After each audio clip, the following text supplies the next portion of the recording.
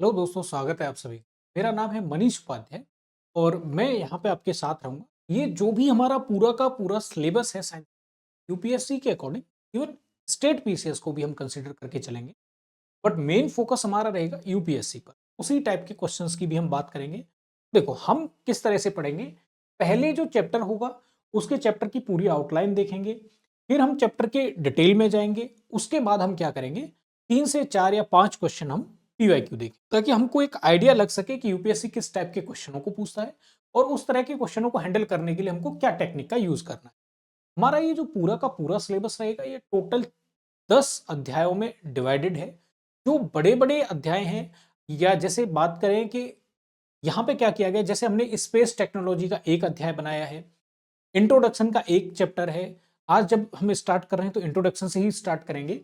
जैसे defence technology का एक चैप्टर हो गया। अब ये जो हम टेक्नोलॉजीज का नाम ले रहे हैं, प्रतिरक्षा तकनीक जैसे हमने कह दिया, ये अपने आप में कोई एक तकनीक नहीं है, बल्कि इसमें missile technology, tank technology, aircraft technology, water craft, या आप कह सकते हैं जहाज वाली technology, ships technology, submarine technology, बहुत सारी टेक्नोलॉजी इसमें शामिल है।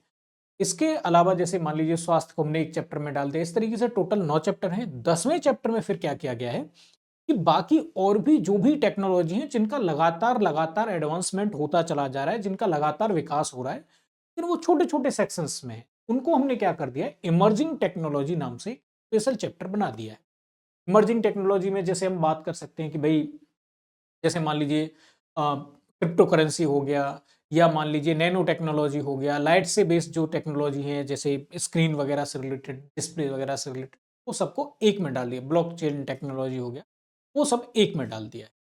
तो आज हमारा जो चैप्टर है उसकी बात हम करते हैं। चैप्टर है विज्ञान एवं तकनीकी। अब इस चैप्टर में हमको पढ़ना क्या क्या है, तो हम एक तो ये पढ़ने वाले हैं कि विज्ञान और प्रौद्योगिकी का मतलब क्या है, भारत में विज्ञान और प्रौद्योगिकी का किस तरह से डेवलपमेंट हुआ उसके बारे में बात करेंगे।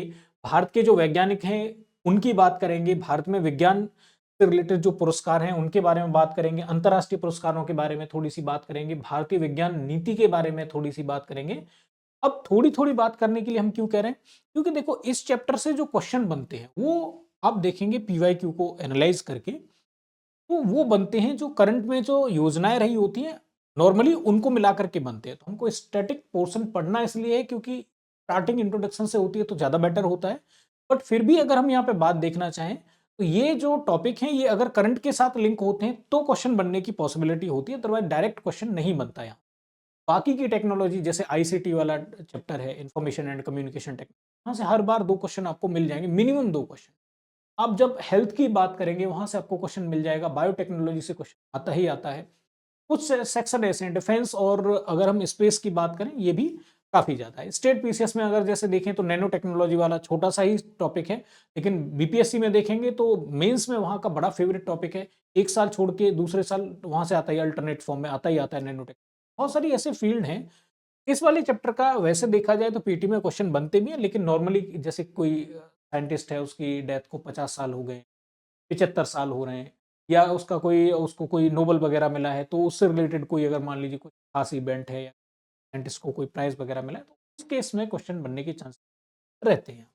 तो जैसा भी हम उसी हिसाब से इसको डिस्कस करते चलें। अब अगर हम यहाँ पे बात करें तो भई विज्ञान और प्रौद्योगिकी आखिर है क्या? तो उसके बारे में बात करते हैं। विज्ञान का मतलब होता है क्रमबद्ध, सुसंगठित, या, और इसमें खास बात क्या है? इसको प्रयोग द्वारा सिद्ध किया जा सकता है।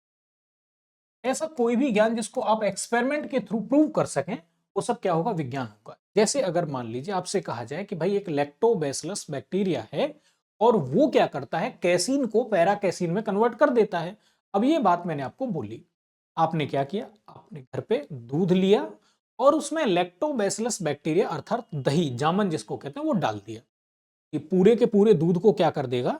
दूध में होती है कैसीन नामक एक प्रोटीन, ये बैक्टीरिया क्या करता है, उसको पैरा कैसीन मतलब दही में कन्वर्ट कर देता है। तो ये आप देखेंगे सुबह तक वो किसमें कन्वर्ट हो जाएगा, दही में कन्वर्ट हो जाएगा। तो जो स्टेटमेंट मैंने आपको बोला था वो क्या हो गया, वो एक नॉलेज हो गई। वो नॉलेज साइंस की है या नहीं है। अगर मान लीजिए मैंने आपको बोला होता महाराणा प्रताप और अकबर के बीच में एक युद्ध हुआ था, आप इसको बुक से तो प्रूव कर सकते हैं, लेकिन आप प्रैक्टिकली इसको प्रूव नहीं कर सकते। लेकिन अगर मैंने बोला कि भाई लैक्टोबैसिलस बैक्टीरिया दूध को दही में कन्वर्ट कर देता है, तो ये आप अपने घर पे करके देख सकते हैं। तो ये जो बात मैंने बोली है कि दूध को दही में कन्वर्ट कर देता है, ये क्या हो गया, ये विज्ञान हो गया, क्योंकि आप इसको प्रयोग के द्वारा, एक्सपेरिमेंट के द्वारा सिद्ध करके देख सकते हैं। ठीक है, अब बात करते हैं कि भाई टेक्नोलॉजी क्या है, फिर तकनीक क्या है।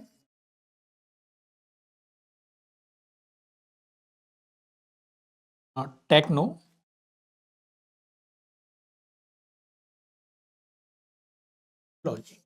इसकी बात करते हैं।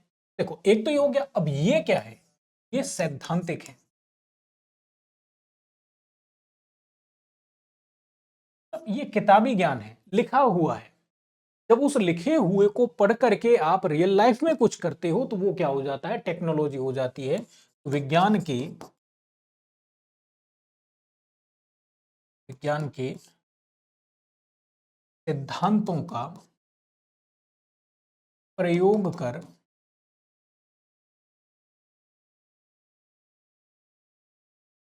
आवश्यक वस्तु, मशीन या विधियों का निर्माण। जैसे मैं आपसे कहूं, सिद्धांत रूप में आपको बताऊं तो न्यूटन साहब का एक तीसरा नियम है। उसमें न्यूटन साहब ने यह कहा कि हर एक क्रिया के बराबर एक प्रतिक्रिया होती है। अब ये हमने देखा, इसके आधार पर आपने क्या किया, एक कागज लिया, उसको मोड़ मोड़ करके काफी मोटा बना लिया, उसको आगे से थोड़ा नुकीला टाइप का बना दिया और उसमें बारूद भर दी। अब उस बारूद में जब आग लगाई तो आग लगने की वजह से गैसें बनी, वो गैसें पीछे की तरफ बहुत तेजी से निकली, तो ये ऊपर की तरफ उड़ गया। मतलब जो दिवाली पे रॉकेट बनाते हैं वो आपने बना के देख लिया। तो न्यूटन साहब का जो तीसरा नियम है वो क्या हो गया, विज्ञान हो गया। और जो आपने दिवाली का रॉकेट बनाया ये क्या हो गया, तकनीक हो गई, टेक्नोलॉजी हो। ठीक है ना, इस तरीके से विज्ञान और तकनीकी का संबंध है, अर्थात ये दोनों ही। तो ये क्या हो गया, ये सैद्धांतिक है और ये क्या है, ये प्रायोगिक। असल में देखा जाए तो विज्ञान और तकनीकी में कोई भेद नहीं है, दोनों एक ही बात है। एक लिखित रूप है या किताबी ज्ञान है या सैद्धांतिक है, मैथमेटिकली जिसको प्रूव किया जाता है, और एक क्या है, उसका रियल लाइफ में किस तरीके से हम एक्सपोजर कर सकते हैं, किस तरीके से यूज कर सकते हैं, एक वो रूप है। आप ऐसे मान लीजिए एक सिक्का है, एक तरफ से देख रहे हैं तो हेड है, और उसी को घुमा करके देख लिया तो वो टेल है। तो ये दोनों एक ही सिक्के के दो पहलू हैं, अंतर इनमें नहीं है। भारत में जो तकनीक का विकास हुआ है उसको हम 3 स्टेज में डिवाइड करके देखेंगे। सेक्शन बहुत सारे रहेंगे कि भाई आयुर्वेदा में विकास हुआ या चिकित्सा के क्षेत्र में विकास हुआ, मेटलर्जी या धातु विज्ञान के रूप में विकास हुआ, गणित के रूप में विकास हुआ, खगोल के रूप में विकास हुआ, वो सब बहुत सारी चीजें रहेंगी। लेकिन हम इसको मोटा मोटी डिवाइड करें तो इसको हम 3 सेक्शन में डिवाइड करेंगे। पहला, प्राचीन भारत।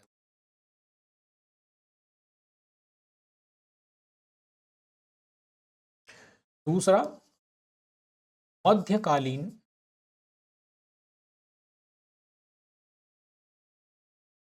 और तीसरा,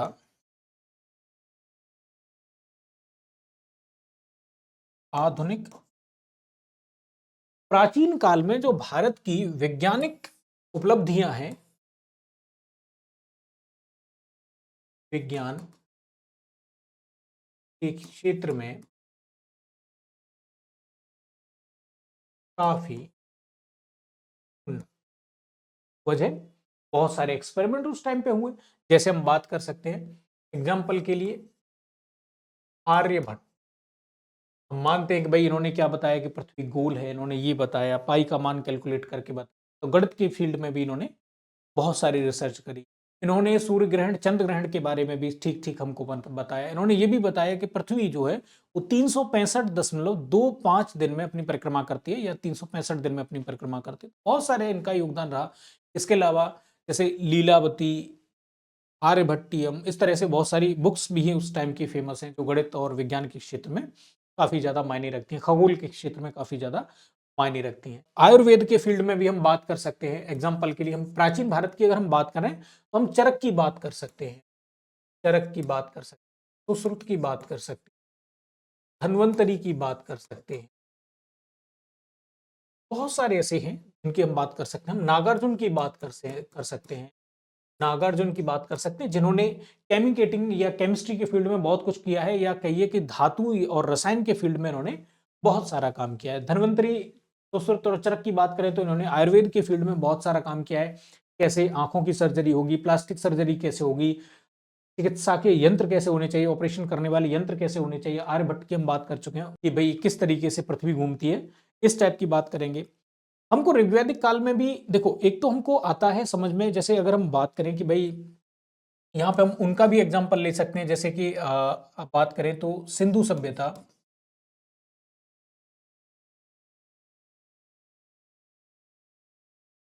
नगर नियोजन। अब एकदम से शुरू से लेके आना चाहते हैं, या वेदों की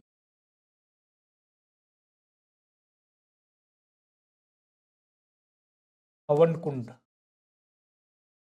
ये जो हवन कुंड होते थे, ये ऐसे नहीं कि आपका जैसा मन किया वैसा आपने बना दिया। ये भी प्रॉपर मेजरमेंट के आधार पे बनते थे। अब प्रॉपर मेजरमेंट हो रहा है तो इसका मतलब मैथमेटिक्स का, ज्यामिति का प्रॉपर तरीके से डेवलपमेंट हुआ होगा। तो बहुत सारी ऐसी चीजें हैं। जो नगर नियोजन था उसमें सारी सड़कें हड़प्पा के टाइम पे क्या होती थी, या सिंधु घाटी सभ्यता के टाइम पे सभी समकोण पर काटती थी, जल निकासी की व्यवस्था थी। तो ये सारी चीजें कब हो सकती है? ये तभी हो सकती है जब साइंस टेक का प्रॉपर डेवलपमेंट होगा। हमको कांसे की मूर्ति मिली है वहां से, इसका मतलब हमको धातु कर्म के बारे में भी जानकारी थी, मिश्र धातु बनाने के भी हमको आइडिया था। वहां पे जल निकासी की व्यवस्था है, इसका मतलब हमको हाइड्रोलिक्स की पूरी, या जो हमारा जल के बारे में जो पूरी जानकारी थी कि किस तरह से लेके जाएंगे। इतना बड़ा नगर है, उसमें एक ही साइड में ढलान देना, ये भी अपने आप में बड़ा चैलेंजिंग काम है। तो ये सब हमको जानकारी थी।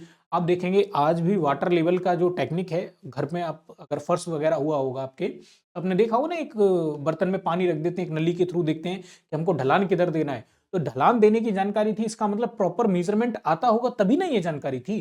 हमको वहां पे बाट मिले जो 16 के गुणा के रूप में हमको मिलते हैं। हमको बहुत सारे मन के मिले हैं वहां पे। ईंटों का जो साइज है वो भी मैथमेटिकली प्रूवन है कि भाई इतने इतने रेशियो में हमको उसकी लंबाई चौड़ाई और ऊंचाई लेनी है। तो मतलब हर चीज वहां पे क्या थी, फिक्स थी। मन के बनाने की फैक्ट्री मिली है, इसका मतलब हमको बहुत सारी चीजों को कट करने के बारे में, उनको गर्म करके उनमें केमिकल चेंज के बारे में ये सब हमको जानकारी रही होगी। हमको मिट्टी के बर्तन मिले हैं जो आग में पकाए गए हैं, इसका मतलब हम ये सारी चीजें जानते होंगे। मध्यकालीन भारत की बात करें तो विज्ञान का अंधयुग। विज्ञान के फील्ड में इस युग में कोई खास कलाकारी देखने को नहीं मिली हमको। यहाँ पे दो ही खास तौर से दिखते हैं। एक तो जयसिंह यहाँ पे हमको दिखते हैं, और दूसरे हमको यहाँ पे दिखते हैं शुक्राचार्य या शुक्र दिखते हैं।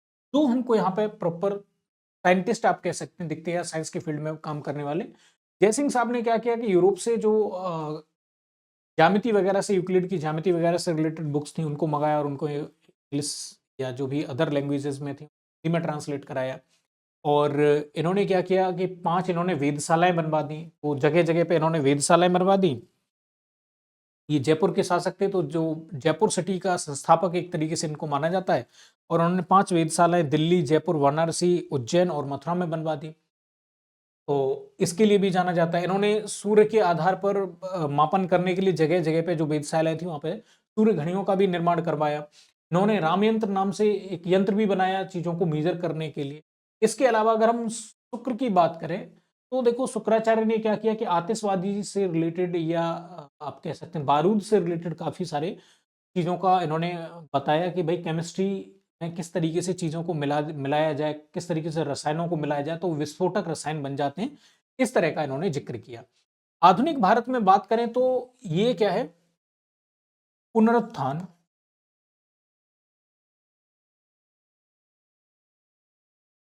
पहले हमारी साइंस टेक खूब डेवलप थी, फिर बीच में क्या हो गई, विलुप्त हो गई, और फिर से हम क्या कर रहे हैं, इसको लगातार डेवलप कर रहे हैं। इसके बारे में हम कई सारे साइंटिस्टों के बारे में पढ़ेंगे भी। अब यहाँ पे आते हैं कि जैसे तैत्तरीय ब्राह्मण में सूर्य, चंद्रमा और मौसमों का विवरण हमको मिलता है। तैत्तरीय ब्राह्मण क्या है, ये वैदिक युग की बात है। सांख्यायन में हमको गणना विज्ञान के बारे में जानकारी मिलती है। पंच सिद्धांतिका में हमको जो 12 महर का यंत्र है, ग्रह गणित सिद्धांत शिरोमणि का एक भाग है, भास्कर सेकंड में, और आर्यभट्टियम ये क्या है, आर्यभट्ट का है। काम इनके बारे में ऑलरेडी बात कर चुके हैं, इन्होंने क्या क्या काम किया है। इसके अलावा गणित के बारे में बात करें तो भाई हमको रेखा गणित, हड़प्पा सभ्यता के स्थलों का जो नगर नियोजन है उसके बारे में पता चलता है। शल्व सूत्र से हमको अग्नि वेदिका के निर्माण के बारे में पता चलता है। और बादरायण द्वारा जो निर्मित प्रमेय है उसी को आजकल हम पाइथागोरस थ्योरम या पाइथागोरस प्रमेय के नाम से जानते हैं। बीज गणित पे एक पुस्तक आर्यभट्ट साहब ने लिखी है। ब्रह्मस्फुट सिद्धांत ब्रह्मगुप्त द्वारा लिखा गया है। शून्य धनात्मक संख्या और ऋणात्मक संख्या का इसमें जिक्र किया गया है। और गणित सार संग्रह की बात करें तो महावीराचार्य ने लिखा है। और ऐसे ही सिद्धांत शिरोमणि है जो भास्कर सेकंड द्वारा लिखी, गणित से रिलेटेड है। औषधि विज्ञान की बात करें तो की होल सर्जरी की बात करें तो सिंधु घाटी सभ्यता में हमको कुछ ऐसे भी कंकाल पाए गए हैं जिनके ब्रेन में सर्जरी की हमको कुछ जगह मिली है कि यहाँ पे सर्जरी करी गई होगी। हो सकता है ये फिक्स नहीं है कि भाई सर्जरी के बाद वो व्यक्ति बचा कि नहीं बचा, लेकिन हाँ सर्जरी के हमको वहां से प्रूफ जरूर मिले हैं। अथर्ववेद की बात करें तो रोग और उसके इलाज तथा आयुर्वेद व योग की चर्चा इसमें मिलती है हमको। चरक संहिता की बात करें तो औषधियों की चर्चा मिलती है, वनस्पति, जड़ी बूटी और दवा निर्माण, प्रतिरोधक क्षमता जो आजकल हम कह सकते हैं इम्यूनिटी या वैक्सीनेशन टाइप की, इस टाइप की एक हमको थोड़ा थोड़ा इनिशियल हमको वहां से मिल जाता है। सुश्रुत संहिता की बात करें तो प्रथम सर्जरी की चर्चा मिलती है, प्रथम सर्जन इनको कहा जाता है। अष्टांग संग्रह जो वाग्भट्ट द्वारा लिखा गया है उसमें भी हमको काफी आयुर्वेद के बारे में उससे भी जानकारी मिलती है। धातु कर्म की बात करें तो भाई सिंधु घाटी सभ्यता से जो मोहनजोदड़ो है वहां से हमको क्या मिली है, कांसे की एक मूर्ति मिली है। खड़ग लक्ष्मणम तलवार बनाने और उसके संरक्षण की विधि थी तो। और मेहरौली से हमको लौह स्तंभ मिला है, चंद्रगुप्त द्वितीय के द्वारा उदयगिरी में स्थापित इसको किया गया था और फिर वहां से तो दिल्ली में लाया गया। ऐसे ही रसेंद्र मंगलम ये नागार्जुन द्वारा रचित एक पुस्तक का नाम है जिसमें तांबे को साफ करने की विधि का उसमें उल्लेख किया गया। और आज भी मॉडर्न जमाने में भी वो स्केल बड़ा हो गया, बड़े लेवल पे यूज कर रहे हैं, लेकिन इसी विधि का यूज किया जाता है। और लॉस्ट वैक्स तकनीक का प्रयोग बुद्ध प्रतिमा बनाने के लिए हमको नॉर्मली देखने को मिलता है। और हालांकि देखें तो अभी देखें अभी तक भी इसी टेक्नोलॉजी का यूज करके साउथ में इसी मेथड से मूर्तियां बनाई जाती हैं। तो धातु की मूर्तियां बनाने के लिए इस मेथड का यूज किया जाता है।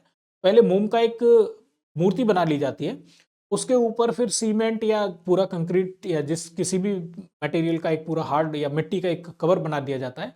फिर उसको क्या करते हैं, पकाने के लिए भट्टी में डाल दिया जाता है तो अंदर का मोम पिघल करके जल करके बाहर निकल जाता है। अंदर जो खोखला बन जाती है, खोखली चीज रह जाती है, उसमें फिर क्या करते हैं, जब इसको पूरा जो हमने सांचा तैयार किया उस सांचे में पिघला करके धातु डाल देते हैं और इस तरीके से बन जाती है। नटराज की मूर्तियां भी इसी मेथड से बनाई गई हैं भारत। अब हम बात करेंगे कि भारत में जो प्रमुख साइंटिस्ट हैं, प्रमुख वैज्ञानिक, इनकी बात करते हैं कि भाई जो खासतौर से हम आधुनिक भारत की बात करेंगे कि क्वेश्चन वहीं से ज्यादातर रिलेट होता है। तो जगदीश चंद्र बोस की हम बात करते हैं। जगदीश चंद्र बोस या बसु दोनों ही सही है, कोई दिक्कत नहीं। इनकी हम बात करते हैं तो इनको माना जाता है कि इन्होंने एक तो 1917 में बोस इंस्टीट्यूट की स्थापना करी और ये रॉयल सोसाइटी लंदन के फेलो रहे 1920 में। इसके अलावा इन्होंने रेडियो साइंस के इनको जनक कहा जाता है और ऐसा माना जाता है कि रेडियो वेव्स की खोज इन्होंने ही करी। बट जब पेटेंट की बारी आई तो ये मार्कोनी ने पेटेंट करा लिया, इन्होंने पेटेंट नहीं कराया था। तो आपको रेडियोलॉजी के जो जनक हैं, आप देखेंगे इंडियन पर्सपेक्टिव्स के हिसाब से देखें, टाइमलाइन के हिसाब से देखें तो जगदीश चंद्र बसु हैं।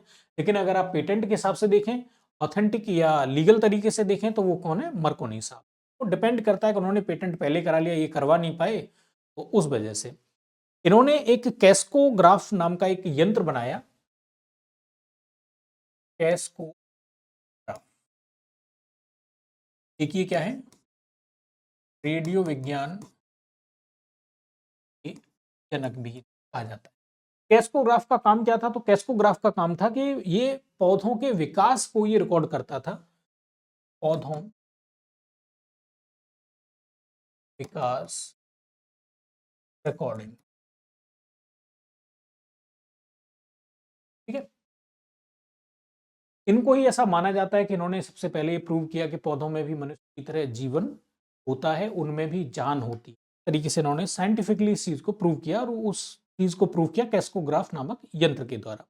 अब इसके अलावा इन्होंने क्या किया, response in the living and non living तथा the nervous mechanism of plant पुस्तकों की रचना करी और झारखंड में 1937 में इनका निधन हो गया। श्रीनिवास रामानुजन की बात करें, इनकी रामानुजन प्रमेय को और बहुत सारी और भी प्रमेय हैं उनको सॉल्व करने के लिए इनको जाना जाता है। अगर हम प्रफुल्ल चंद्र राय या पीसी राय के बारे में बात करें तो ये रसायन शास्त्री हैं। थोड़ा-थोड़ा आपको एक आइडिया रहना चाहिए पीसी राय, कभी न्यूज़पेपर वगैरह में इनका नाम निकले तो आप उसके बारे में थोड़ा फोकस करके पढ़ सकें। पीसी राय साहब की बात करें तो ये रसायन शास्त्री हैं, शिक्षक हैं और प्रसिद्ध वैज्ञानिक हैं। भारतीय रसायन विज्ञान या आधुनिक भारतीय रसायन विज्ञान के इनको जनक कहा जाता है। Bengal Chemical and Pharmaceutical Works की स्थापना करी जो देश की पहली दवा कंपनी है। इसके अलावा 1919 में इनको नाइटहुड की उपाधि दी गई और 1920 में भारतीय विज्ञान कांग्रेस का इनको अध्यक्ष चुना गया। इसके अलावा अगर हम बात करें, देखो जो रामानुजन का जो जन्म दिवस है उसको राष्ट्रीय गणित दिवस के रूप में मनाते हैं, ठीक है। सीवी रमन साहब की बात करें तो ये भौतिक विज्ञान से रिलेटेड है, ठीक है, रसायनज्ञ सीवी रमन, ये क्या है, भौतिकविद और शिक्षा शास्त्री। इनका एक खास है रमन इफेक्ट, उसके लिए इनको नोबेल प्राइज दिया गया। और रमन इफेक्ट की बात करें कि भाई जो समुद्र है वो ऐसे नीला क्यों दिखता है, भौतिकी में नोबेल इनको मिला। ये भारत के से पहले साइंटिस्ट हैं। इनको ह्यूगेज मेडल और लेनिन मेडल और भारत रत्न भी इनको दिया गया है। इनका जो 28 फरवरी को रमन प्रभाव की खोज इन्होंने करी थी, तो उसकी स्मृति में 28 फरवरी को राष्ट्रीय विज्ञान दिवस मनाया जाता है, ठीक है। अब बात करें सलीम अली की तो ये बहुत ही फेमस पक्षी विज्ञानी हैं और भारत के बर्डमैन के नाम से भी इनको जाना जाता है। एशियाटिक सोसाइटी ऑफ बंगाल द्वारा इनको पुरस्कृत किया गया। इसके अलावा इनको Padma Vibhushan, Padma Bhushan, Bombay Natural History Society के संस्थापक सदस्यों में भी ये शामिल हैं। सत्येंद्र नाथ बोस की बात करें तो ये भी फिजिक्स से ही रिलेटेड हैं। इनको देखा जाए तो कोई बहुत बड़े प्राइज तो नहीं मिला है, लेकिन साइंस में इनका नाम आइंस्टीन के टक्कर के साइंटिस्ट गिना जाता है। आप देखते होंगे एक अवस्था है ठोस, फिर आती है अवस्था द्रव, फिर गैस आती है, चतुर्थ अवस्था के रूप में प्लाज्मा स्टेट को कंसिडर किया जाता है और पदार्थ की जो पांचवी अवस्था कंसिडर करी जाती है उसको हम कहते हैं Bose Einstein condense. Bose Einstein condense में ये जो बोस नाम है ये एस एन बोस के नाम पर ही लिया गया है। तो आइंस्टीन और एस एन बोस साहब ने मिलकर के काम किया और फिजिक्स की एक नई पूरी की पूरी ब्रांच इन्होंने डेवलप कर दी।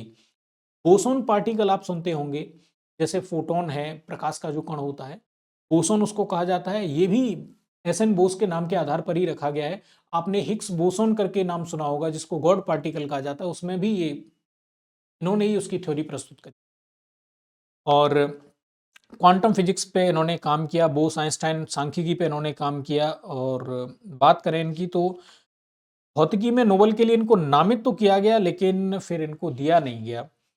और रविंद्रनाथ टैगोर द्वारा 1937 में अपनी पुस्तक विश्व परिचय में सत्येंद्रनाथ बोस को उन्होंने एक पुस्तक लिखी, रविंद्रनाथ टैगोर ने, विश्व परिचय, और वो पुस्तक इन्हीं को समर्पित उन्होंने करी और 1954 में पद्म विभूषण सम्मान से अलंकृत भी किया गया। होमी जहांगीर भाभा की बात करें तो उनको भारतीय परमाणु तकनीक या परमाणु का जनक कहा जाता है या नाभिकीय तकनीक का उनको जनक कहा जाता है। भाभा जो बार्क है उसकी इन्होंने स्थापना करी, Tata institute of fundamental research की इन्होंने स्थापना करी और भारत के प्रथम आणविक रिएक्टर अप्सरा की स्थापना में इन्होंने सहयोग दिया और विमान दुर्घटना हुई 1966 में, डेथ हो गई। एक मोटा-मोटी जनरल आइडिया आप थोड़ा-सा ले लीजिए उसका, बाकी ऐसा नहीं रटना नहीं है इन चीज़ों को। ऐसे हम बात करें कि भई हरगोविंद खुराना तो ये बायोकेमिस्ट हैं, इनको नोबेल प्राइज़ मिला 1968 में चिकित्सा विज्ञान का। और किसके लिए मिला था तो जेनेटिक कोड की डिस्कवरी और वो कैसे प्रोटीन संश्लेषण करता है इस डिस्कवरी के लिए इनको मिला था। इनको पद्म विभूषण, लुईस ग्रास और national medal of science award इनको दिया जा चुका है। विक्रम साराभाई की बात करें तो भौतिक शास्त्री हैं, खगोलविद हैं। इनको भारतीय अंतरिक्ष विज्ञान का जनक कहा जाता है और इंकोस पार के चेयरपर्सन रहे। इंकोस पार ही आजकल क्या है, इसरो के नाम से जाना जाता है। पुरस्कार इनको मिला है तो पद्म विभूषण, पद्म भूषण नामक पुरस्कार भी इनको मिल चुके हैं। तो इस तरीके से भारत के बहुत सारे साइंटिस्ट हैं, जैसे एपीजे अब्दुल कलाम साहब की बात कर सकते हैं। एरोस्पेस इंजीनियर हैं, भारत के 11वें राष्ट्रपति रह चुके हैं और ये गाइडेड मिसाइल प्रोग्राम से भी जुड़े रहे 1983 में जो स्टार्ट किया गया था। इसके अलावा अग्नि मिसाइल में इनके खास योगदान के कारण इनको मिसाइल मैन ऑफ इंडिया भी कहा जाता है। इनको पुरस्कार भी मिल चुके हैं। अच्छा, डीआरडीओ के निदेशक भी रहे। पुरस्कारों की बात करें तो भारत रत्न भी दिया गया और हुबर मेडल भी मिला इनको और पीपुल्स प्रेसिडेंट के नाम से जाना जाता है। बच्चों के साथ बहुत ज़्यादा ये इनका रहता था, रहते थे। देश कैसे विकास करे इस पे ये लगातार सोचते थे, काम करते थे। ठीक है। भारत के अगर विज्ञान से रिलेटेड पुरस्कारों की बात करें तो राष्ट्रीय विज्ञान पुरस्कार, एक पॉइंट बनाते हैं यहाँ पे, विज्ञान संबंधी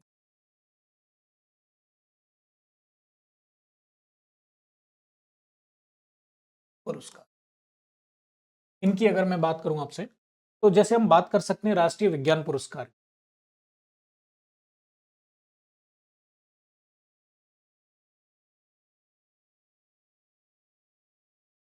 राष्ट्रीय विज्ञान पुरस्कार की बात करें तो ये क्या है, विज्ञान प्रौद्योगिकी तथा नवाचार के क्षेत्र में श्रेष्ठ योगदान के लिए दिया जाता है। भाई विज्ञान का है तो इतना तो कॉमन सी बात है। इसके अलावा इसका उद्देश्य क्या है, तो वैज्ञानिकों, प्रौद्योगिकीविद तथा नवाचार से जुड़े व्यक्तियों को सम्मान, सॉरी, मान्यता प्रदान करना और उनके योगदान की सराहना करना इस पुरस्कार का सामान्य उद्देश्य। कोई भी पुरस्कार दिया जाता है वो उस फील्ड को प्रमोट करने के लिए दिया जाता है, तो ये भी एक बड़ा कॉमन सा पॉइंट है। इसमें होना क्या चाहिए कि इसमें या तो भारत का नागरिक हो या भारतीय मूल का व्यक्ति हो, उनको ये प्रोवाइड किया जाता है। इसमें विज्ञान रत्न, विज्ञान श्री और विज्ञान युवा, विज्ञान रत्न, विज्ञान श्री, विज्ञान युवा और विज्ञान टीम, टोटल 4 श्रेणियों का पुरस्कार शामिल है। तो पूरा इंडिविजुअल के लिए बात कर सकते हैं, अगर 3 से ज़्यादा लोग हैं तो उसके लिए विज्ञान टीम करके दिया जाता है। विज्ञान युवा है, ये शांति स्वरूप भटनागर के नाम से दिया जाता है। जो 45 वर्ष से कम के जो साइंटिस्ट हैं, 45 वर्ष कम अगर किसी साइंटिस्ट ऐसे हैं तो उनको इससे ये पुरस्कार प्रदान किया जाता है। शांति स्वरूप भटनागर विज्ञान एवं प्रौद्योगिकी पुरस्कार, दूसरा जो पुरस्कार है, शांति स्वरूप भटनागर विज्ञान एवं तकनीक। अगर इस पुरस्कार की बात करें, ये न्यूज़ में लगातार आते रहते हैं, तो ऐसा कोई बहुत रटने वाली चीज़ नहीं है। बस एक बार आप समझ लीजिए कि हाँ भाई, इस तरह से कुछ पुरस्कार वगैरह मिलते हैं। विज्ञान के क्षेत्र में सबसे प्रतिष्ठित पुरस्कार इसको माना जाता है, जिसे प्रसिद्ध वैज्ञानिक शांति स्वरूप भटनागर के नाम पर दिया जाता है। यह पुरस्कार वैज्ञानिक व औद्योगिक अनुसंधान परिषद CSIR द्वारा, किसके द्वारा दिया जाता है, तो ये CSIR के द्वारा दिया जाता है। CSIR की स्थापना किसने करी थी, तो शांति स्वरूप भटनागर साहब ने ही इसकी स्थापना में महता योगदान दिया था और उसके पहले अध्यक्ष या चेयरपर्सन भी यही रहे। और भारतीयों के प्रभावी योगदान के लिए दिया जाता है। 45 वर्ष से कम आयु के वैज्ञानिकों को ये प्रदान किया जाता है। 5 लाख की नगद राशि इसमें दी जाती है और एक प्रमाण पत्र भी साथ में दिया जाता है। अब अगर बात करें तो टोटल 7 फील्ड में ये दिया जाता है। बायोलॉजिकल साइंस में, इंजीनियरिंग, गणित, पृथ्वी, वातावरण और सागर, खगोल विज्ञान, मेडिकल साइंस, फिजिक्स और केमिस्ट्री, टोटल 7 फील्डों में ये दिया जाता है। एक है कलिंगा पुरस्कार, तो यूनेस्को द्वारा इसको प्रमोट किया गया है। कलिंग पुरस्कार, इसकी अगर बात करें तो यूनेस्को द्वारा विज्ञान को लोकप्रिय बनाने के लिए पुरस्कार प्रदान किया जाता है। इस पुरस्कार का गठन 1952 में बीजू पटनायक द्वारा दिए गए अनुसंधान से प्रारंभ किया गया। यह कलिंग पुरस्कार के लिए गठित कलिंग फाउंडेशन ट्रस्ट के द्वारा दिया जाता है, जो बीजू पटनायक साहब क्या थे, इसके प्रथम अध्यक्ष भी थे। आपको ये भी ध्यान रखना है। कलिंग पुरस्कार उन लोगों को प्रदान किया जाता है जिन्होंने साइंस एंड टेक के क्षेत्र में अनुसंधान के साथ संपादन, लेखन, शिक्षण और फिल्म या इस तरह से साइंस को प्रमोट करने वाली चीजें अगर उन्होंने करी हैं तो उनको कलिंग पुरस्कार दिया जाएगा, कलिंग फाउंडेशन द्वारा। इसके द्वारा कलिंग फाउंडेशन, और इसमें कौन है, यूनेस्को सहयोग से। ठीक है, ये यहाँ पे याद करने वाली चीज। इसके अलावा अगर हम बात करें तो कुछ साइंटिस्टों के नाम के आधार पर भी हैं, जैसे विक्रम साराभाई विज्ञान एवं तकनीकी पुरस्कार 1990 में इसको स्थापित किया गया था। और ये अंतरिक्ष के फील्ड में अगर कोई काम करता है साइंटिस्ट, इसरो से रिलेटेड है या उस फील्ड में और कोई साइंटिस्ट है, चाहे उसने थ्योरेटिकल फिजिक्स में ही वर्क किया हो, तो उनको ये प्रोवाइड किया जाता है, राष्ट्रीय पुरस्कार है। इसके अलावा अगर हम बात करें तो कुछ ऐसे भी पुरस्कार हैं जो अंतर्राष्ट्रीय स्तर पे दिए जाते हैं, काफी फेमस भी हैं। जैसे नोबेल पुरस्कार की बात करें तो वर्ल्ड वाइड सबसे ज्यादा प्रीसियस साइंस का अवार्ड इसको माना जाता है। इसका सर्वोच्च सम्मान है, 6 क्षेत्रों में दिया जाता है। 1968 से पूर्व ये 5 फील्डों में दिया जाता था: भौतिक, रसायन, चिकित्सा, साहित्य, शांति और अर्थशास्त्र। अर्थशास्त्र का जो दिया गया था 1968 में पहली बार दिया गया था। इसकी स्थापना, इसको छोड़ के बाकी 5 की स्थापना अल्फ्रेड नोबल साहब ने करी थी। बाकी फिर ये बैंक द्वारा अपने प्रमोशन के लिए किया गया। अल्फ्रेड नोबल, जिनको क्या कहा जाता है, डायनामाइट का आविष्कार कहा जाता है, कि वरीयता पर संचालित मानवता के लिए कार्य करने को लेकर के ये दिया जाता है। और प्रत्येक वर्ष दिसंबर माह में इन पुरस्कारों का 10 दिसंबर को इनका वितरण किया जाता है, जिस दिन अल्फ्रेड नोबल साहब की पुण्यतिथि होती है। अक्टूबर महीने में चुन लिया जाता है इन 6 अलग अलग फील्ड। एबल पुरस्कार की बात करें तो उसको गणित का नोबेल भी कहा जाता है। नॉर्वे के गणितज्ञ नील्स हेनरिक एबल के नाम पर इसका रखा गया है। गणित के नोबेल पुरस्कार के रूप में प्रसिद्ध है। पहला एबल पुरस्कार 2003 में दिया गया था। 2007 में गणितज्ञ श्रीनिवास वर्धन को ये दिया गया। ऐसे ही फील्ड मेडल की बात करें तो 40 वर्ष से कम आयु के गणितज्ञों को प्रत्येक 4 वर्ष पर यह प्रदान किया जाता है। कनाडा के गणितज्ञ जॉन चार्ल्स फील्ड्स के नाम पर इसको दिया जाता है। एबल पुरस्कार के बाद सबसे प्रतिष्ठित पुरस्कार है ये गणित के फील्ड में।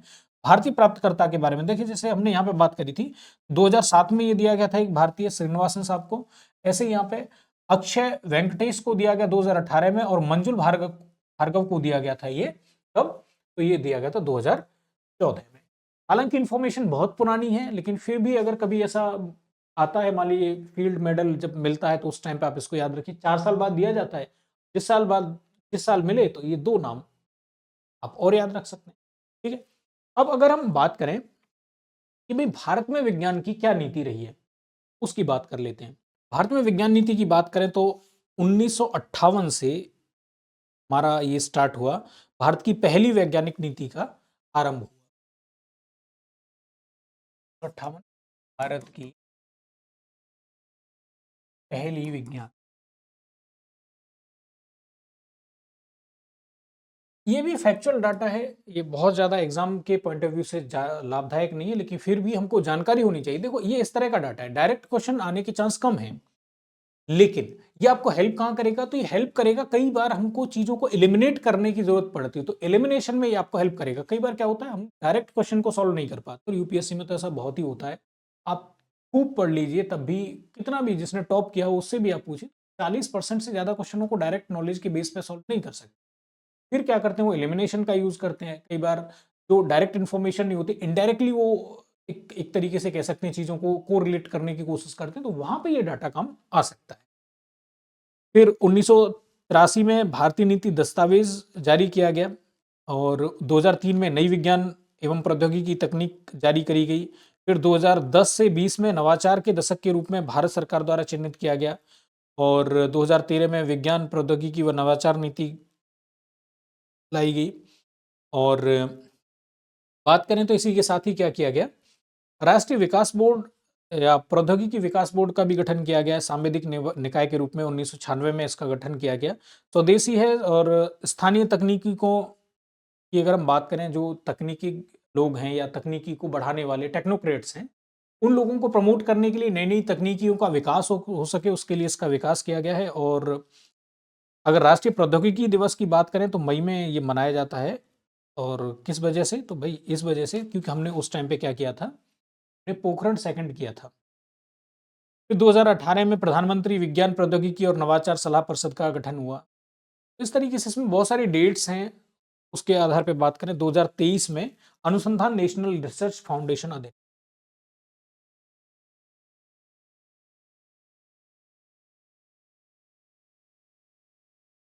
रिसर्च फाउंडेशन अधिनियम ये आया। क्यों आया, ताकि क्या किया जा सके, राष्ट्रीय अनुसंधान फाउंडेशन की स्थापना करी जा सके, जो क्या करेगा, भारत के अनुसंधान एवं विकास को बढ़ावा देगा। इसके अलावा ये उन लोगों को धन प्रोवाइड कराएगा जो सेक्स फील्ड से या सेक्शन से रिलेटेड है। प्रॉब्लम क्या आती है? विज्ञान एवं तकनीकी के विकास में सबसे बड़ी प्रॉब्लम आती है टाइम से फंड ना मिलना या प्रॉपर फंड ना मिलना। जितनी रिक्वायरमेंट होती है उससे कम फंड का मिलना। उन सारी समस्याओं को सॉल्व करने के लिए गवर्नमेंट ने ये किया है। इसकी संरचना क्या होगी? तो प्रधानमंत्री इसके पदेन अध्यक्ष होंगे और उपाध्यक्ष होंगे शिक्षा मंत्री और विज्ञान एवं प्रौद्योगिकी मंत्री। अगर इसमें हम बात करें इस फाउंडेशन की, अध्यक्ष कौन होंगे? अध्यक्ष होंगे इसके पीएम। उपाध्यक्ष कौन होंगे? उपाध्यक्ष होंगे शिक्षा मंत्री एंड साइंस एंड टेक मंत्री, विज्ञान एवं प्रौद्योगिकी मंत्री, ये रहेंगे। बाकी अगर हम गवर्निंग बोर्ड की बात करें तो 15 से 25 लोग इसमें रहेंगे जो टेक्नोक्रेट्स होंगे या इस फील्ड से रिलेटेड साइंटिस्ट होंगे, वो रहेंगे। डीएसटी इसका क्या रहेगा? प्रशासनिक निकाय रहेगा। प्रशासनिक निकाय क्या रहेगा इसका? Department of science and technology के एडमिनिस्ट्रेशन को देखेगा। ठीक है। कार्यकारी परिषद की बात करें तो प्रधान वैज्ञानिक सलाहकार का कार्यालय इसका कार्यकारी परिषद के रूप में काम करेगा। अब भारत में विज्ञान संबंधी जो नियामक संस्थाएं उनकी थोड़ी सी बात कर लेते हैं। नियामक संस्थाओं की बात करते हैं तो थोड़ा सा यहां पे बात करते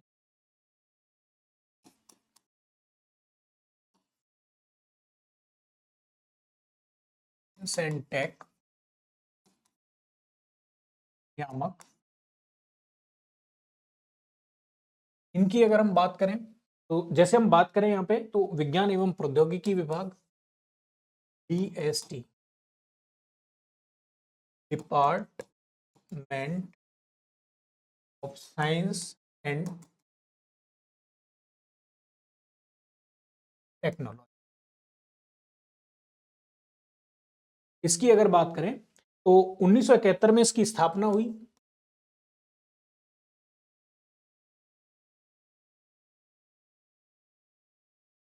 एग्जैक्टली अगर बात करें तो 3 मई 1971 को इसकी स्थापना हुई। अमेरिका के नेशनल साइंस फाउंडेशन मॉडल पर यह कार्य करता है। विज्ञान एवं प्रौद्योगिकी के नए क्षेत्रों को बढ़ावा देने के उद्देश्य से गतिविधियों का आयोजन करता है। वैज्ञानिक अनुसंधान एवं वैज्ञानिक संस्थानों को सशक्त बनाना, उपक्रम अथवा आर्थिक रूप से वैज्ञानिक तकनीकी सर्वेक्षण अनुसंधान डिजाइन के जो विकास है उसको बढ़ावा देना है। उद्देश्य की अगर हम बात करें मोटा मोटी ये है वैज्ञानिक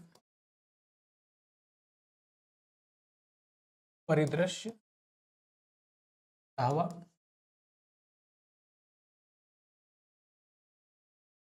तकनीक में नवाचार को बढ़ावा, फंड व्यवस्था। पैसे नहीं होंगे तो साइंटिस्ट कैसे काम करेंगे? तो ये फंड की भी व्यवस्था करता है कि कैसे किस तरीके से काम चलेगा।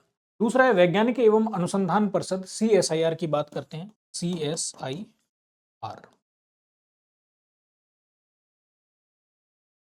CSIR की बात करें तो इसकी स्थापना हुई थी 1942 में। 1942 में स्थापित। इसका जो हेडक्वार्टर है वो कहाँ पर है? तो यह है नई दिल्ली में। इसका जो उद्देश्य है वो क्या है? देश भर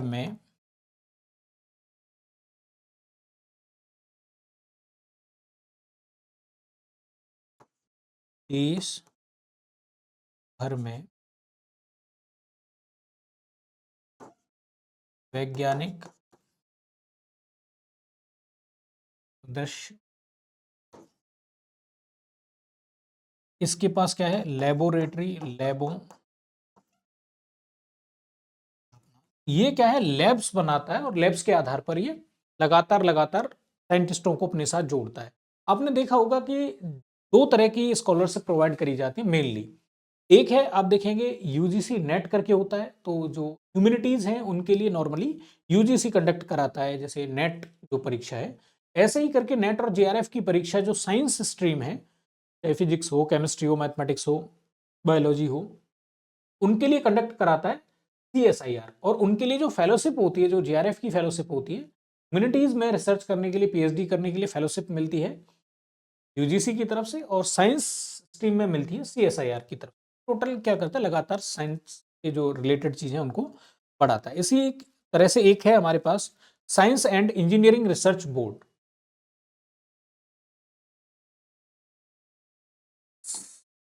सर्व, साइंस एंड इंजीनियरिंग रिसर्च। इसकी अगर हम बात करें तो ये क्या है,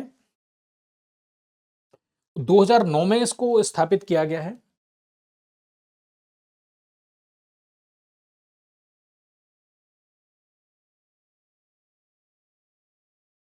एंड टेक जो सचिव हैं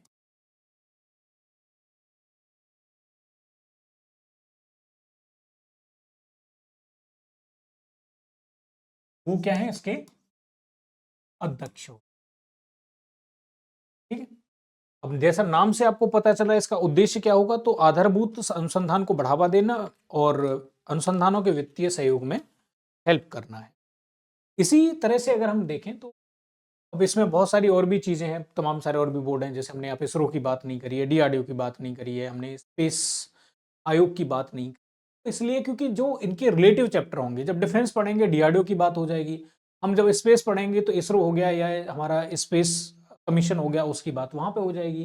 जब हम बात करेंगे बायोटेक्नोलॉजी की तो उस चैप्टर में बात कर लेंगे हम, हमारा जो बायोटेक्नोलॉजिकल डिपार्टमेंट है उसकी बात वहां पे हो जाएगी, तो इसलिए उनका हम यहाँ पे जिक्र नहीं करेंगे। अब क्या होता है, एक सेक्शन है, यहां देखो ये रटना नहीं है आपको, लेकिन किन किन सेक्शनों पे आपको ध्यान देना है जब आप करंट अफेयर पढ़ रहे हो, तो आपको कहां कहां पे ध्यान देना है, उसके लिए ये जरूरी है चैप्टर। तो प्रमुख योजनाएं, उनके बारे में थोड़ी, लगातार साइंस एंड टेक से रिलेटेड जो योजना है उनकी बात होती है, तो जैसे अटल नवाचार मिशन, अटल नवाचार,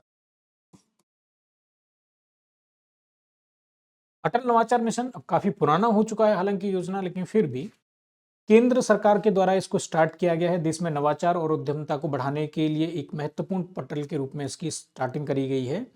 एक तो ये क्या करेगा, दो इसके कार्य हैं। एक तो उद्यमता प्रोत्साहन के लिए ये self employment and talent utilisation का काम करेगा, सेतु का काम करेगा। और दूसरा ये क्या करेगा, अम्ब्रेला स्ट्रक्चर, ये नवाचार को बढ़ाने के लिए या छात्रों को अपने साथ जोड़ने के लिए उस तरह से काम। अब अगर हम बात करें तो इसके अंतर्गत अटल टिंकरिंग लैब की स्थापना करी गई है, अटल इंक्यूबेशन सेंटर की स्थापना करी गई है, मेंटर इंडिया कैंपेन की स्थापना करी गई है, हम यहाँ पे देख सकते हैं। जैसे अटल टिंकरिंग लैब है तो भारतीय स्कूलों में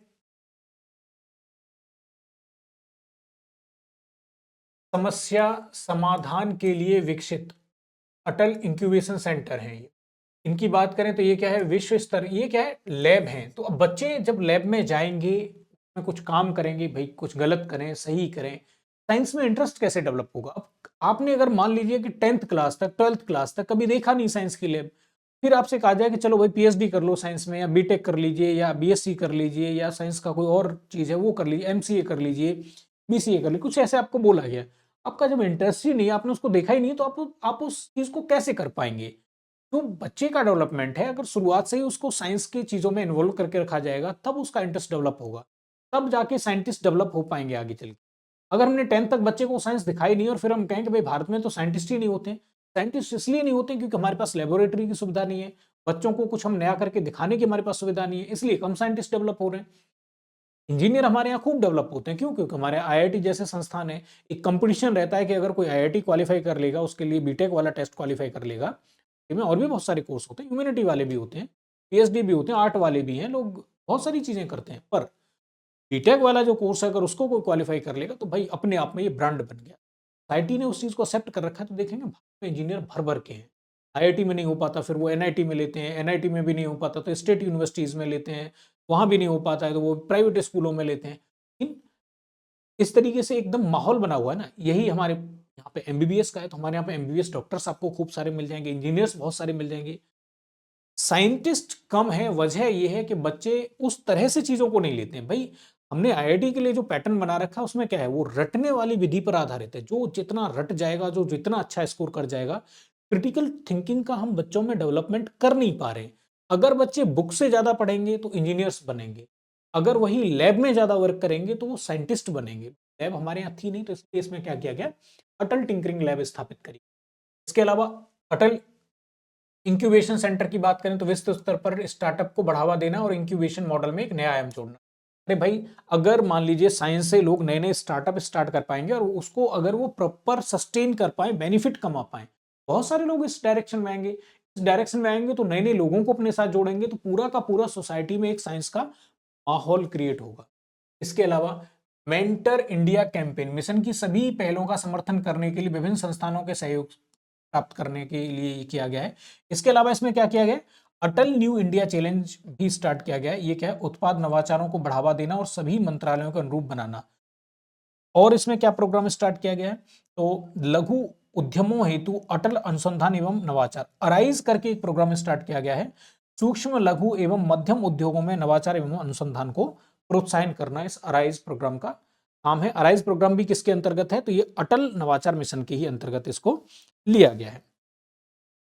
इसी तरीके से गवर्नमेंट ने क्या किया, एक तो हमारे पास ये हो गया, दूसरा है हमारे पास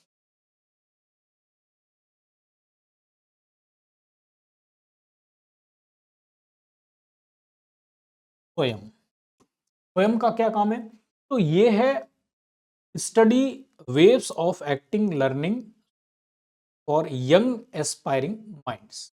अगर फुल फॉर्म की बात करें, कोई बहुत जरूरी नहीं, बहुत पुरानी टेक्निक है। तो लक्ष्य क्या है इसका, तो शिक्षा के 3 प्रमुख सिद्धांतों एक्सेस, इक्वलिटी और क्वालिटी को प्राप्त करने के लिए डिजाइन करना। तो ये क्या है, शिक्षा संबंध। तीसरे अगर हम बात करें तो यह है निधि।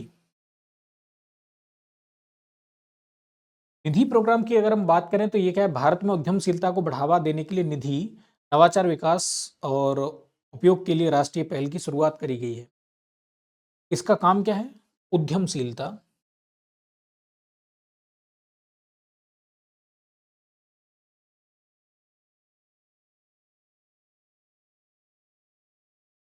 अटल, इसको अगर एक लाइन में कहें तो वैज्ञानिक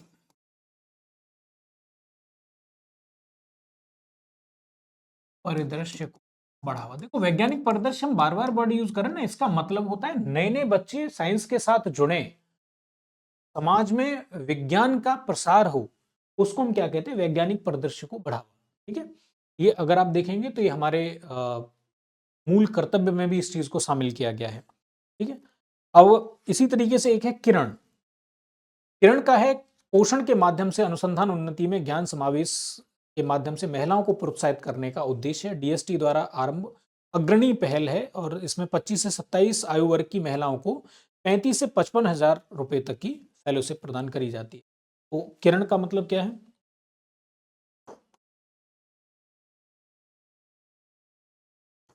ये है महिला जागरूकता एवं पोषण संबंधी।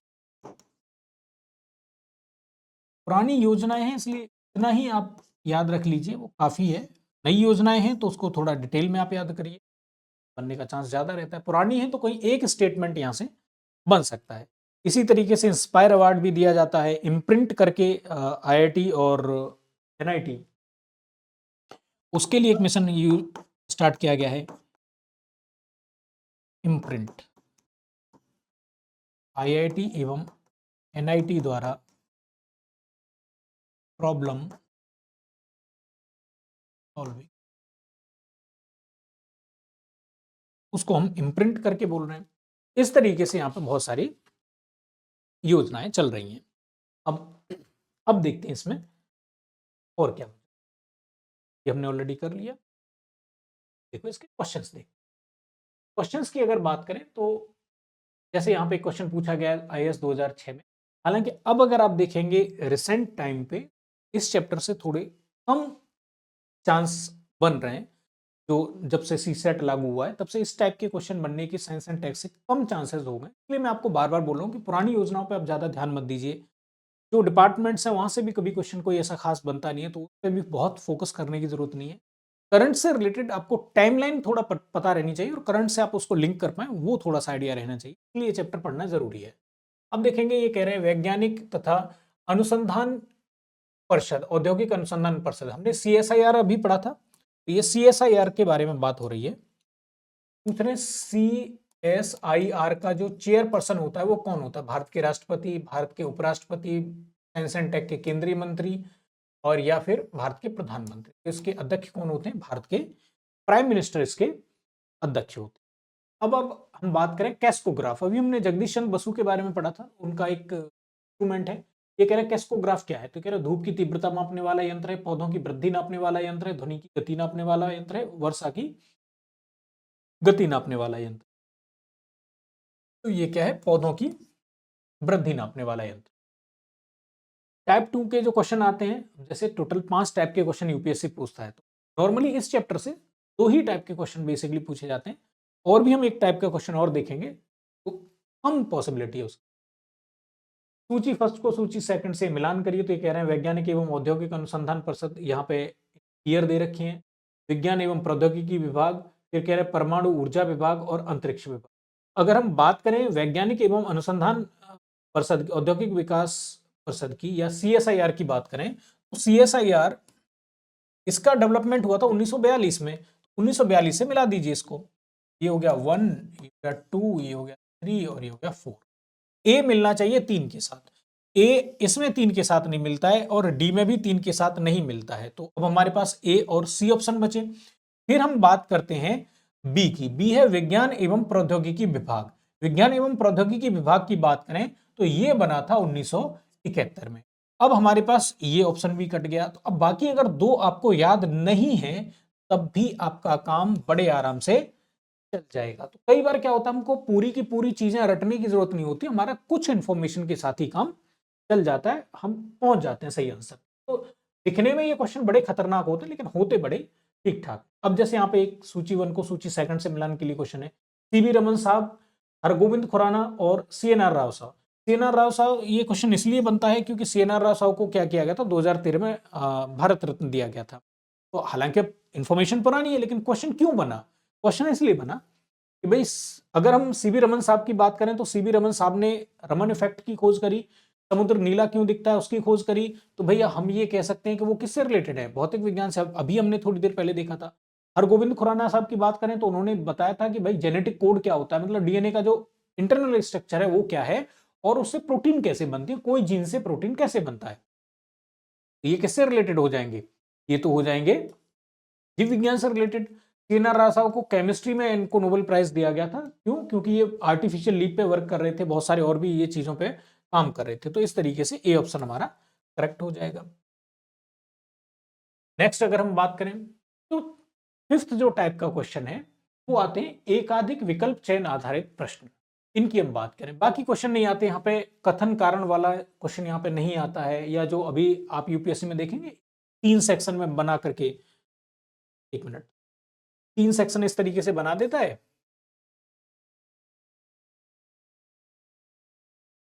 3 सेक्शन बना दिए ऐसे करके और 3 ऐसे करके बना दिए। यहाँ कोई एक इन्फॉर्मेशन और इनके फिर रिगार्डिंग इन्फॉर्मेशन लिख देगा और बोलेगा केवल 1 सही, केवल 2 सही, केवल 3 सही। इस टाइप के क्वेश्चन इस चैप्टर से नहीं आते, तो इसलिए हमने यहाँ पे उनको मेंशन भी नहीं किया। आईएएस 2014 में क्वेश्चन पूछा गया है, देखेंगे बॉम्बे नेचुरल हिस्ट्री सोसाइटी के संदर्भ में निम्नलिखित कथनों पर विचार करें। यह पर्यावरण एवं वन मंत्रालय के अधीन एक स्वायत्त संगठन है। यह क्रिया आधारित अनुसंधान, देखो ये पर्यावरण और वन मंत्रालय के अधीन नहीं है भाई, ये कोई सरकारी संगठन थोड़ी ना है। बॉम्बे नेचुरल, अभी हमने सलीम अली का नाम पढ़ा था, इनको बर्डमैन ऑफ इंडिया कहा जाता है। अब ये उन्होंने इसकी स्थापना करवाई थी, तो एनजीओ की तरह काम करता है, इसका गवर्नमेंट से कोई लेना देना नहीं है। तो ये ऑप्शन क्या हो गया? गलत हो गया। ये ऑप्शन गलत हो गया, तो देखो इसमें एक आता है इसलिए ये डी ऑप्शन गया, इसमें भी एक आ रहा है इसलिए ये भी ऑप्शन गया। अब हमारे पास या तो बी होगा या सी होगा, तो हम भाई 50-50 तो तक तो पहुंच गए ना। अब यहां से अगर तुक्का भी मारेंगे तब भी हमारे तुक्के के 50% सही होने के चांस हैं। हमने एक तो ये काट दिया। यह क्रिया आधारित अनुसंधान शिक्षा लोक जागरूकता के माध्यम से प्रकृति को बचाने का प्रयास करते हैं। देखो जब इस तरह का स्टेटमेंट आता है ना, जहां पे घोलमाल टाइप का, उसके सही होने के चांस ज़्यादा होते हैं। तो ये स्टेटमेंट क्या हो गया? सही हो गया। इसलिए नहीं कह रहा हूँ, अगर आप इसके उद्देश्य जाके पढ़ेंगे, तो यही उद्देश्य लिखे हुए हैं, उद्देश्य को उठा करके उसने डाल दिया है। फिर कह रहा है यह आम जनता के लिए प्रकृति खोज यात्राओं एवं शिविरों का आयोजन एवं संचालन करती है। बॉम्बे नेचुरल हिस्ट्री का बर्डमैन ऑफ इंडिया का हमने नाम लिया कि भाई उन्होंने इसकी स्थापना करवाई थी, तो मतलब ये लोगों में प्रकृति के प्रति जागरूकता पैदा हो सके, उसके लिए उनको चाहे नुक्कड़ नाटक कराने पड़े, शिविर करा सकें, यात्राएं करा सकें, तो बिल्कुल उन्हों को कराता है, इसलिए ये ऑप्शन सही हो जाएगा। निम्नलिखित कथनों पर विचार करें। सीवी रमन को वर्ष 1930 में भौतिकी का नोबेल पुरस्कार प्राप्त हुआ था। बिल्कुल, तभी तो उनको जब नोबेल पुरस्कार प्राप्त हुआ 28 फरवरी को, इसलिए तो विज्ञान दिवस के रूप में मनाते हैं। बिल्कुल प्राप्त हुआ था, सही बात है। फिर कह रहे हैं हरगोविंद खुराना को वर्ष 1968 में निरेनबर्ग व हुले के साथ चिकित्सा का नोबेल प्राइज दिया गया था। अभी हमने इनके बारे में बात करी थी, हरगोविंद खुराना साहब से भी एक और क्वेश्चन अभी देखा था। इन्होंने क्या किया था? जेनेटिक कोड की खोज करी थी। जेनेटिक कोड की खोज करने के लिए इनको नोबेल प्राइज मिला था चिकित्सा का। तो ये बात भी बिल्कुल सही है। ये क्या हो जाएंगे? स्टेटमेंट 1 एंड 2 बोथ करेक्ट हो जाएंगे। ठीक है, तो इस टाइप से क्वेश्चन बनेंगे। मैंने कुछ सैंपल आपके सामने प्रेजेंट किए हैं यूपीएससी के, और जो स्टेट पीसीएस है वहां से भी मैंने एक दो क्वेश्चन उठाया है, क्योंकि अगर स्टैंडर्ड हमको देखना है, क्योंकि एग्जैक्टली यूपीएससी से ही सारे क्वेश्चन यहाँ पे हमको देखने को नहीं मिल पा रहे, कम क्वेश्चन आते हैं इसमें। तो इस चैप्टर को हम यहीं विराम देंगे। आगे नए चैप्टर के साथ अगली क्लास में आपसे मुलाकात हो।